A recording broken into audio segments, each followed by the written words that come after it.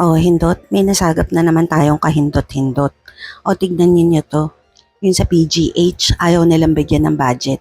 Kahit singkondoleng ayaw nilang bigyan. Kinuha na nga nila yung pera natin sa PhilHealth. Ayaw pa nilang bigyan ng budget yung PGH. So yung mga nagkakasakit, kahit man lang gamot, hindi mabigyan ng mga doktor. Kasi nga, walang budget. Paano itutulong nila sa tao? Sabihin na natin hindi kayo takot makulong. Sa impyerno, di kayo takot. Mga hindot kayo. Hindi kayo natatakot mapunta sa impyerno.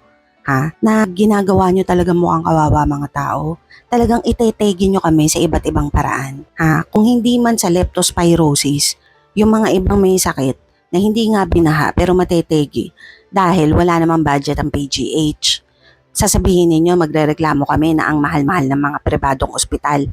Eh yung mga pampubliko, hindi rin naman kami matutulungan dahil ayaw nyo nga maglabas ng budget. Hindot, talaga mapupunta kayo sa impyerno, hindot kayo. Nandun kayo, pila-pila kayo lahat, mga hindot.